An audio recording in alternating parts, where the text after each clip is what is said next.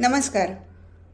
श्री राजेंद्र खेरलिखित देह झाला चंदनाचा ही परमपूज्य पांडुरंग शास्त्री आठवले यांच्या जीवन कार्यावर आधारित कादंबरी आपण वाचत आहोत. आज आपण 30व्या प्रकरणातला पुढचा भाग वाचायला घेतो आहोत. बडोद्याच्या पतंजली वृक्ष मंदिरात निवडक स्वाध्यायी मंडळी जमली होती. समोर उच्चासनावर बसलेल्या पांडुरंग शास्त्रींचा प्रत्येक शब्दनशब्द टिपण्यासाठी त्यांचे कान आसुसले होते. रात्रीची वेळ होती. भोजनवेदी उरकला होता. आपापली कामं आटोपून सर्वजण वृक्ष मंदिरातल्या पांडुरंग शास्त्रींच्या निवासस्थानात जमा झाले होते.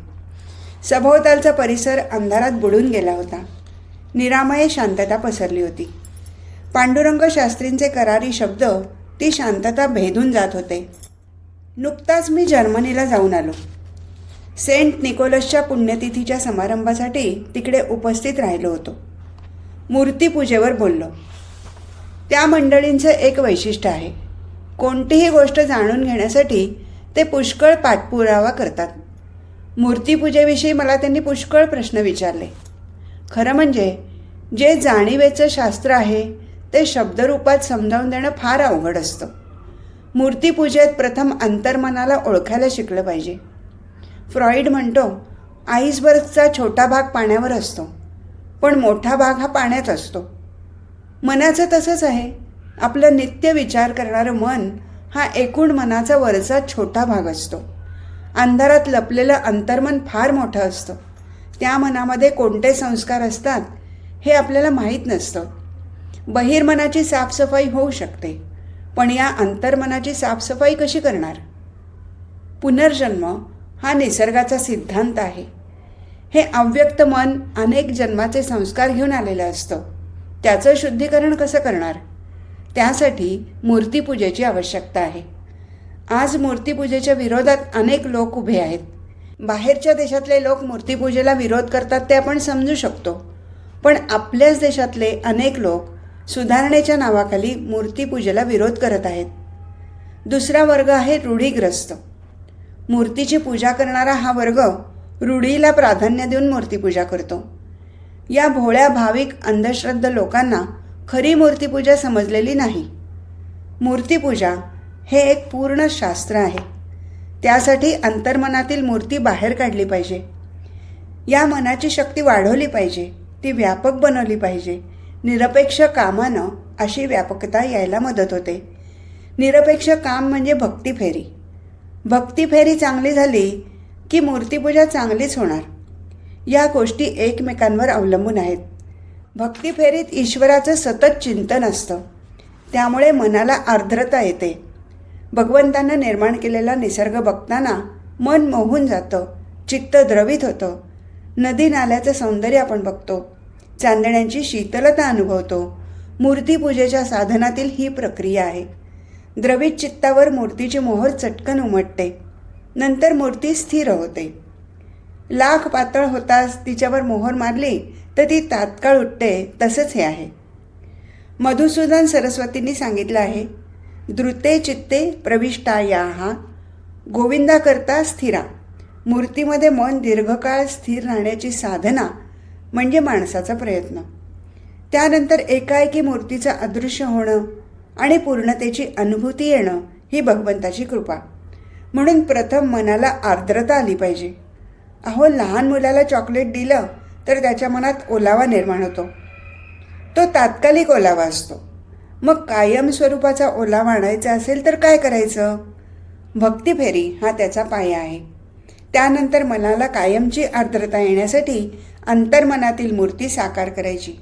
मूर्ती कोणतीही असू दे, फक्त जिवंत व्यक्तीची मूर्ती नसावी. एका कलाकारानं गणपतीची क्रिकेट खेळणारी मूर्ती बनवली, पण त्या मूर्तिकाराची कला साधकाचं चित्त मूर्तीमध्ये स्थिर करू शकली नाही. म्हणून ऋषीमुनींनी महत् तपश्चर्येनंतर साकार केलेली परब्रह्म भगवंताची मूर्ती हीच खरी मूर्ती. ही मूर्ती साकार करायची. ती मूव्हिंग म्हणजे हलती असली पाहिजे. प्रश्नार्थक मुद्रेनं सर्वजण ऐकत होते. वस्तू स्थिर असेल तर मन अस्थिर असतं आणि वस्तू अस्थिर असेल तर मन स्थिर बनतं. थिएटरमध्ये आपण एखादा चित्रपट पाहत असतो. समोरच्या पडद्यावरचं चित्र हालत असतं. तोपर्यंत त्या चित्रात आपलं मन स्थिर असतं, चित्रपटात गुंगून गेलेलं असतं. पण मध्येच फिल्म तुटली की मन लगेच अस्थिर होतं, घरची आठवण येते. मूर्तीपूजेचं तसंच आहे. अंतर्मनातून जी मूर्ती बाहेर काढाल ती मुव्हिंग ठेवा चित्रपटाप्रमाणे, म्हणजे मन त्या मूर्तीमध्ये स्थिर होईल. मनात श्रीकृष्ण भगवंताची मूर्ती साकार केलीत तर त्या मूर्तीला त्याचे खेळ खेळू द्या. श्रीकृष्ण रथातून चालला असेल, अर्जुनाला उपदेश करत असेल, काहीही असो, पण मूर्ती याप्रमाणे अस्थिर ठेवा. तो अस्थिर देखावा बघताना मन मात्र स्थिर होईल. मग त्या मूर्तीमध्ये अंतर्मनातील संस्कार समर्पित करा. ते मन आपोआप विशुद्ध बनेल. मूर्तीपूजा ही शास्त्रीय आहे. काही लोक मूर्तीपूजेला समाधी अवस्थेतील पहिली पायरी समजतात. ते बरोबर नाही. जीवन विकासात मूर्ती आधीपासून अंतापर्यंत सोबत करते. ती बॅटरीसारखी असते. बॅटरी 20 फुटापर्यंत मार्ग दाखवते हे खरं आहे, पण 20 फूट चालून गेल्यावर पुढचे 20 फूट दाखवायला बॅटरी चुकत नाही. मूर्तीपूजा ही जीवन विकासात आपण जितके पुढे जाऊ तितका पुढचा मार्ग दाखवते, पुढची वाट प्रकाशित करते. एवढ्यात फोन कणाणला. अरविंदबाईंनी बाजूला जाऊन फोन घेतला. दादा, दीदींचा फोन आहे. पांडुरंग शास्त्री झटकन जागेवरून उठले, म्हणाले, आतूनच घेतो. हळूहळू चालत ते आतल्या खोलीत निघून गेले. ते आत जाईपर्यंत सर्व स्वाध्यायी आपल्या जागेवरच बसून होते. मूर्तीपूजेचं तत्त्वज्ञान ऐकण्यात त्यांची तंद्री लागून राहिली होती. ते प्रगाढ तत्त्वज्ञान सांगणाऱ्या त्यांच्या पूज्य दादांची मूर्तीच त्यांच्या मनात आता साकार झाली होती. प्रकरण 31. भगवद्गीतेचे विश्वरूप. थोड्या दडपणाखालीच पांडुरंग शास्त्री बहारींच्या शेखकडे निघाले होते. आपली मतं आणि विचार शेखला निश्चितच पटतील असं त्यांना वाटत होतं. परंतु तरीही शेख साहेब आपल्याला प्रवचन करायला परवानगी देतील किंवा नाही याविषयी त्यांचं मन साशंक होतं. काही दिवसांपूर्वीच चिन्मयानंदांनीही तशी शंका पांडुरंग शास्त्रींजवळ व्यक्त केली होती. पांडुरंग शास्त्री मध्य आशियात निघाले आहेत अशी वार्ता चिन्मयानंदांना समजली होती. म्हणून ते तातडीनं मुंबईला आले होते आणि पांडुरंग शास्त्रींना भेटले होते. त्या भेटीत चिन्मयानंद म्हणाले होते, मी सुद्धा मध्य आशियात जाऊन आलो. काही ठिकाणाहून मला अक्षरशः गेल्या पावली परतावं लागलं. पांडुरंग शास्त्री त्यांच्याकडे आश्चर्यानं बघत राहिले. चिन्मयानंद पुढे सांगत होते, तुम्ही तिकडे निघाल्याचं समजलं म्हणून ताबडतोब तुम्हाला भेटायला आलो. तुम्ही जाऊ नका. ते लोक काय करतील हे सांगता येत नाही. तुम्हाला जाताच येणार नाही. यावर पांडुरंग शास्त्री हसून म्हणाले होते, चिन्मयानंदजी, आपल्याला अडचण येणं स्वाभाविकच आहे, कारण आपला पोशाख हिंदू संन्यासाचा आहे. तुम्ही हिंदू मॉन्क आहात हे न सांगता कुणालाही कळून येतं. पण माझं तसं नाही. मी या शुभ्र वेशातच तिकडे जाणार.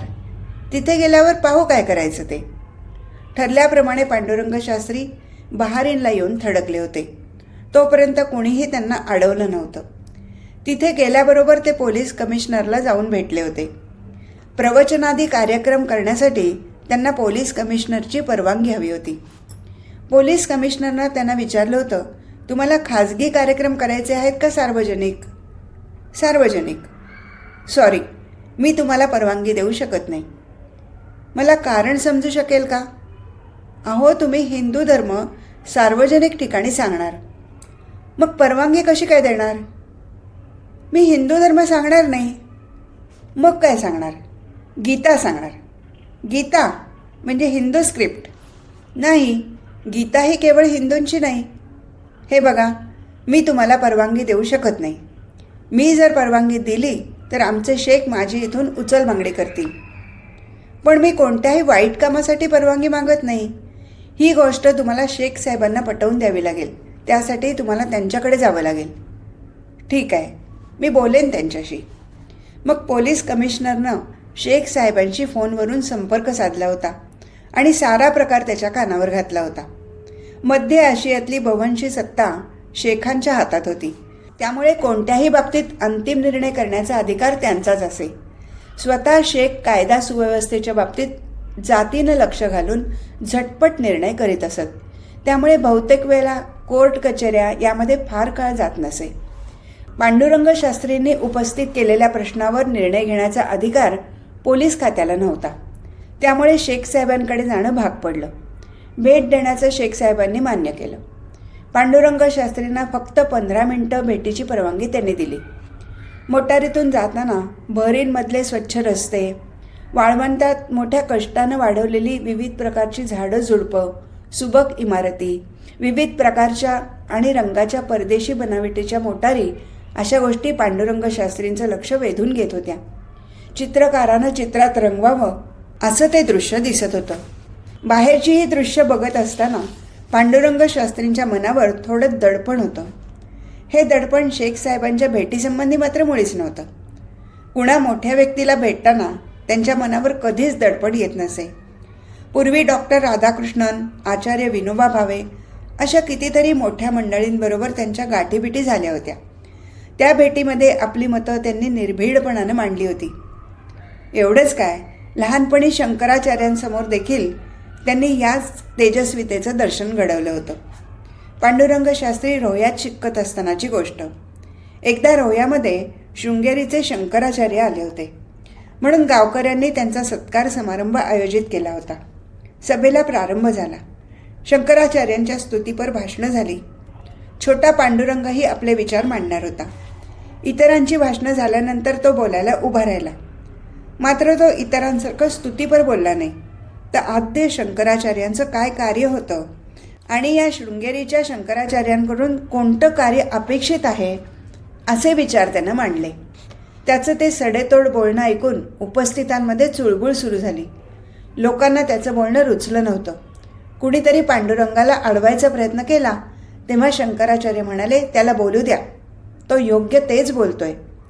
जे मनाला पटेल ते निर्भीडपणे बोलण्याची पांडुरंग शास्त्रींची वृत्ती होती.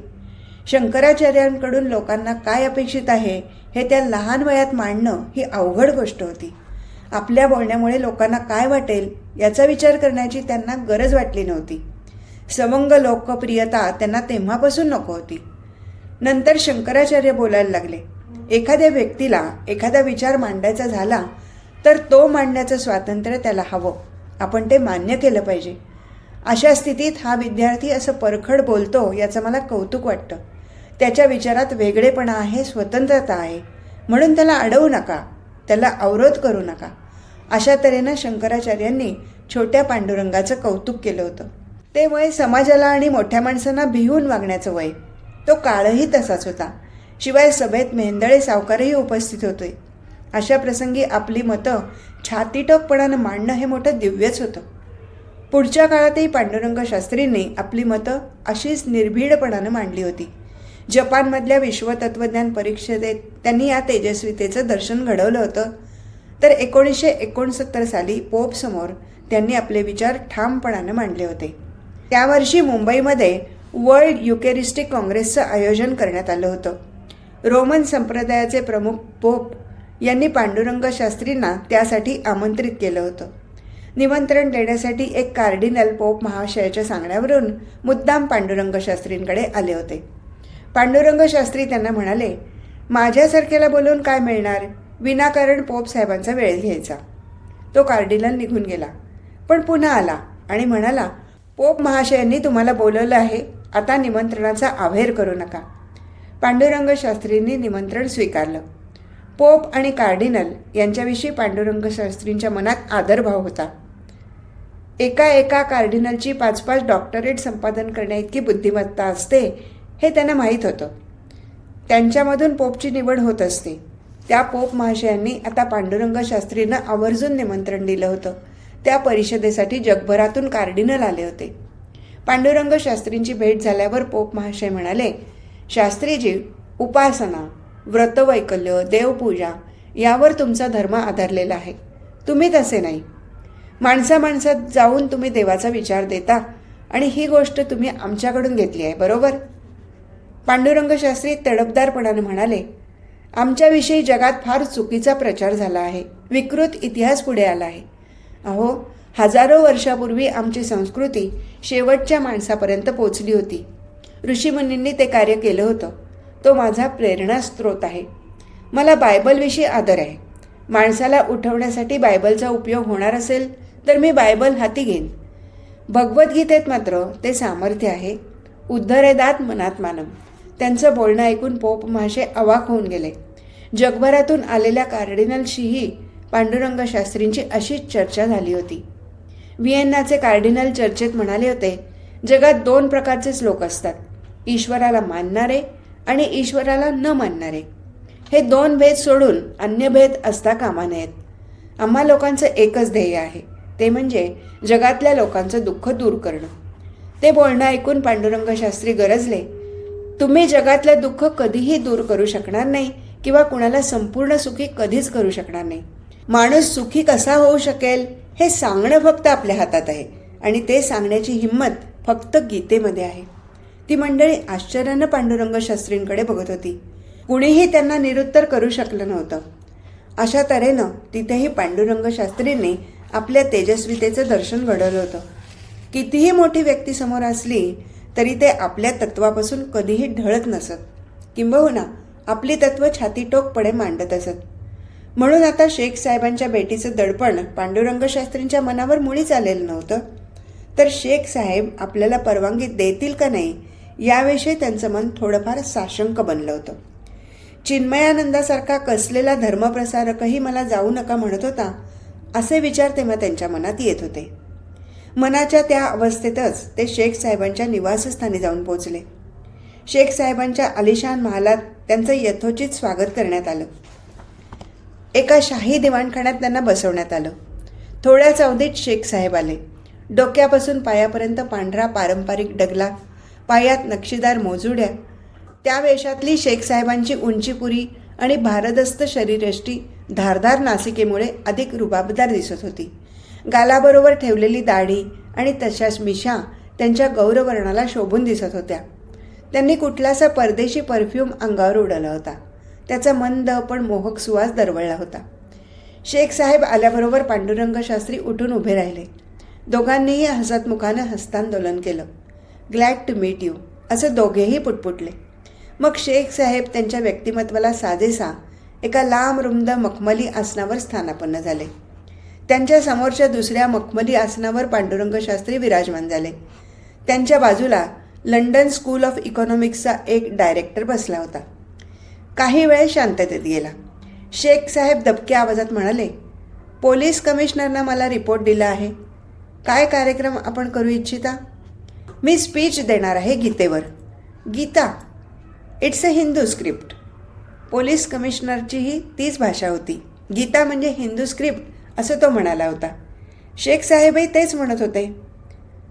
पांडुरंग शास्त्री लगेच उत्तरले, it's not a Hindu script, it's a human script. हिंदूंनी फक्त गीतेला सांभाळली.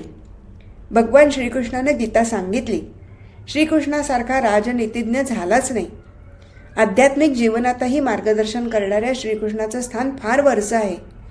गीतेत कोणत्याही ठिकाणी कसलाही आग्रह नाही किंवा ती एखाद्या संप्रदायापुरती मर्यादित नाही. हे गीतेचं वैशिष्ट्य आहे. मग गीता कुणाची आहे? हिंदूंची का मुसलमानांची, ख्रिश्चनांची का पारशांची, की कोणाची एकाची नाही? शेख साहेब मोठ्या उत्सुकतेनं पांडुरंग शास्त्रींचं बोलणं ऐकत होते. गीता ही कुणाचीही मक्तेदारी नाही. ती प्रत्येक मानव मात्रासाठी आहे. तिच्यावर सर्वांचा सारखा अधिकार आहे. गीता ही केवळ हिंदूंची आहे ही खोटी गोष्ट आहे. जो स्वतःला भगवंताचा पुत्र मानतो त्याची गीता आहे. 5000 वर्षानंतर सुद्धा मानवाच्या उपयोगी पडेल, त्याला मार्गदर्शक ठरेल असं तत्त्वज्ञान 5000 वर्षापूर्वी श्रीकृष्णानं अर्जुनाला सांगितलं आहे. आता मला सांगा, 5000 वर्षापूर्वी तुमचा धर्म होता का? नाही. दुसरे कोणतेच धर्म नव्हते. त्यावेळी सांगितलेलं हे तत्त्वज्ञान संपूर्ण मनुष्य मात्रासाठी होतं, म्हणजे तुमच्या पूर्वजांसाठी सुद्धा होतं. मग ते तत्त्वज्ञान तुम्ही वाचलं, ऐकलं किंवा आचरणात आणलं तर बिघडलं कुठे? शेख साहेब आदरयुक्त आश्चर्यानं पांडुरंग शास्त्रींकडे बघतच होते.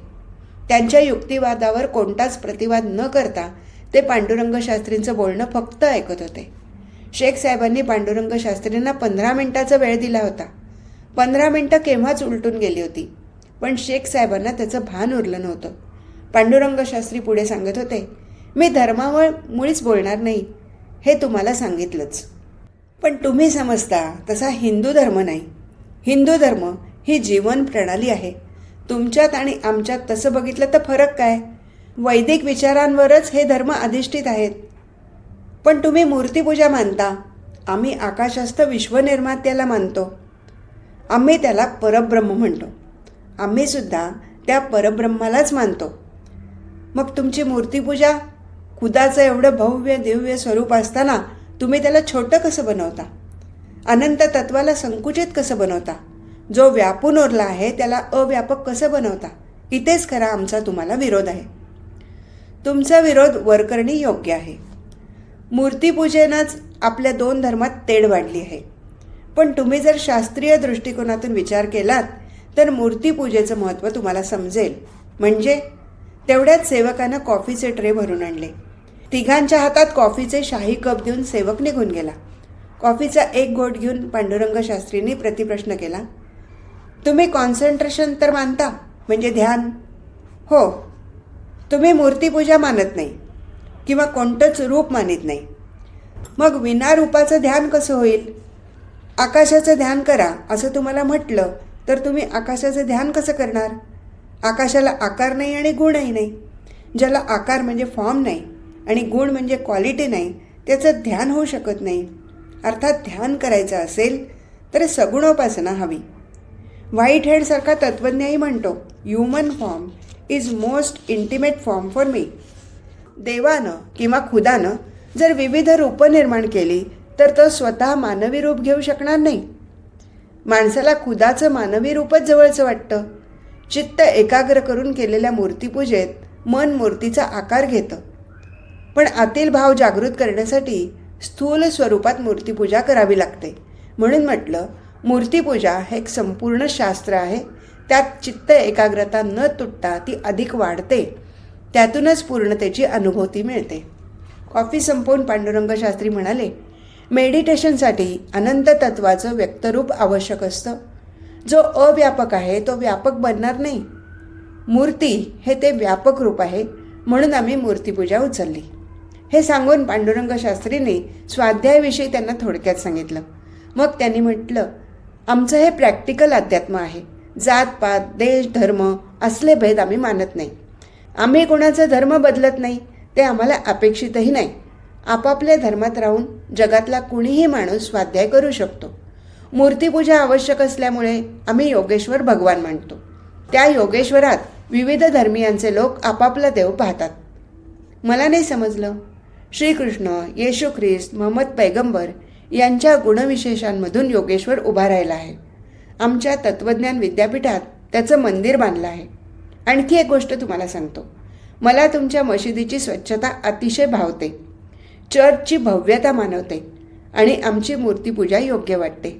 या तिन्ही धर्मस्थळांमधील ही चांगली वैशिष्ट्ये घेऊन आम्ही योगेश्वराचं मंदिर बांधलं आहे. अच्छा, म्हणजे तुम्ही मोहम्मदाला मानता तर? अर्थात कोट्यावधी लोकांना मॉरल ऑर्डर्स देणारा माणूस अवतारच होता असं मी मानतो. श्रीकृष्ण, येशू ख्रिस्त, मोहम्मद, मोझेस या विभूतींनी खरोखरच अफाट कार्य केलं आहे. केवळ धर्माच्या बॅरियर्स निर्माण करून त्यांना कमी लेखू नये. अहो, धर्म म्हणजे शेवटी काय? ज्याच्यामुळे मानवाचं आणि समाजाचं ऐहिक तसं पारलौकिक अत्यंतिक कल्याण होतं, तोच धर्म. अर्थात समाजाचं नैतिक आणि सांस्कृतिक स्थैर्य धर्मावर अवलंबून असतं. आमच्याकडे कणाद नावाचा ऋषी होता. तो देव मानित नव्हता. याचा अर्थ तो अधार्मिक होता असं नव्हे.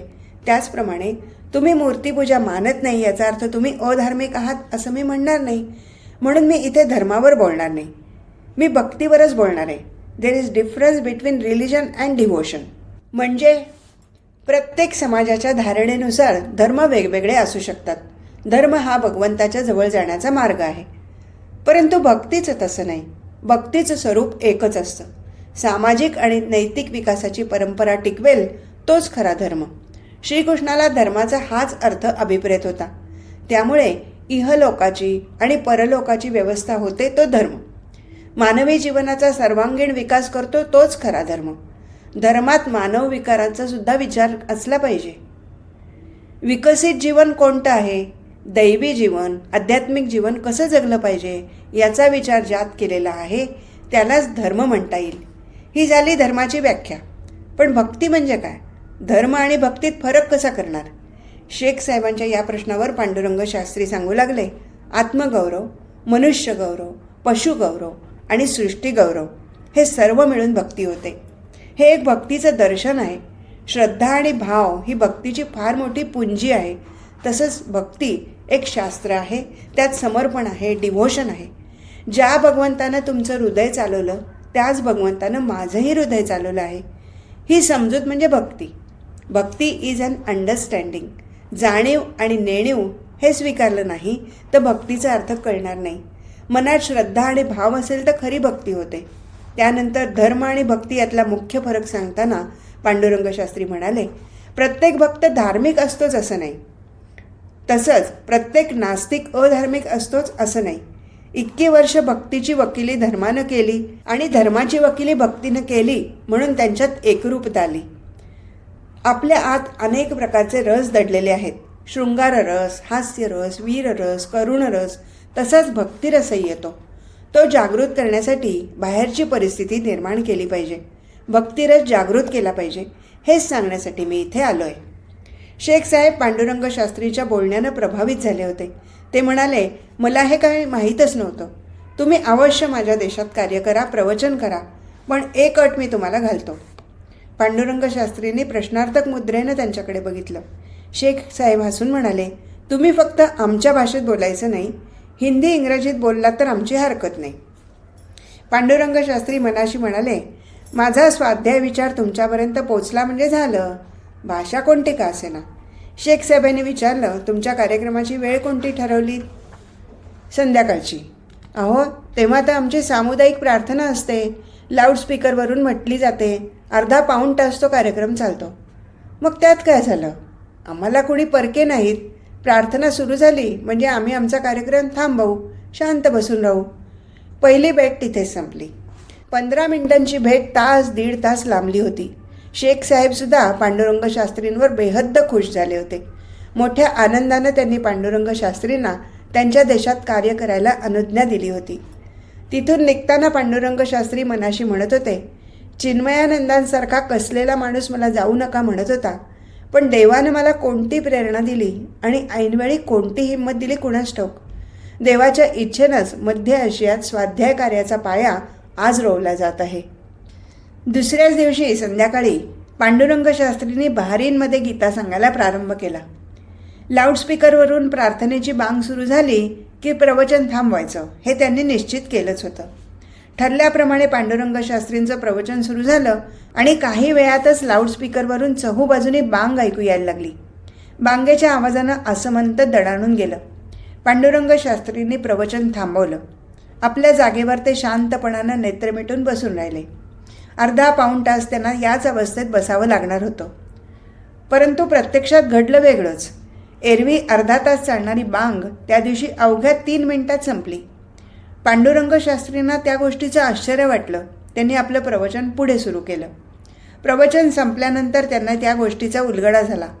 एका चांगल्या कार्यक्रमाचं आयोजन झालेलं आहे, त्यामुळे आजची प्रार्थना लवकर उरकायची आहे अशी सूचना त्या दिवशी आधीच लाऊडस्पीकरवरून देण्यात आली होती. ते ऐकून पांडुरंग शास्त्री अतिशय भारावून गेले. मुस्लिम धर्मीयांनी दिलेलं हे प्रेम अनुभवून त्यांना अक्षरशः गलबलून आलं. अखिल विश्वातील मानवानं अंतःकरणापासून एकत्र आलं पाहिजे. तसं झालं तर विश्वातील अनेक ताणतणाव सुटतील असं त्यांना वाटत राहिलं. मध्य आशियात आणखी काही प्रवचनं केल्यानंतर आणि स्वाध्याय विचार दिल्यानंतर पांडुरंग शास्त्री मुंबईला परत निघाले. तेव्हा शेख साहेबांनी स्टेट अवॉर्ड देऊन त्यांचा मोठा गौरव केला. सुवर्णपदक देऊन त्यांचा सन्मान करण्यात आला. यश आता पांडुरंग शास्त्रींचा पाठपुरावा करत होतं. योग्य दिशेनं त्यांची मार्गक्रमणा चालली आहे याची पावती यशाच्या रूपानं त्यांना मिळत होती. मध्य आशियामधल्या मुस्लिम राष्ट्रात श्रीकृष्णाची गीता घेऊन जाणं ही गोष्ट आधी अशक्यप्राय वाटत होती, पण ती गोष्ट प्रत्यक्ष सत्यात उतरली होती. स्वाध्याय कार्याचा पाया मध्य आशियात रोवला गेला होता. शेखसारख्या राष्ट्रनेत्याला सुद्धा पांडुरंग शास्त्रींचे विचार पटले होते. तिथल्या सामान्य माणसालाही स्वाध्याय विचार भावला होता. शेख साहेबांनी आणि तिथल्या स्थानिक लोकांनी भरभरून दिलेलं प्रेम बरोबर घेऊन पांडुरंग शास्त्री आता मुंबईला परत निघाले होते. विमानात बसल्यावर पांडुरंग शास्त्री आपल्या यशस्वी दौऱ्याबद्दल विचार करताना मनात म्हणत होते, देवा, तूच मला हिंमत दिलीस म्हणून मी हे धाडस करू शकलो. त्यावेळेस सूर्य पश्चिमेकडे झुकला होता. स्वाध्यायरूपी सूर्य मात्र मध्य आशियात उगवला होता. हे प्रकरण इथेच संपलं. आज इथेच थांबू. हरिओम तत्सत.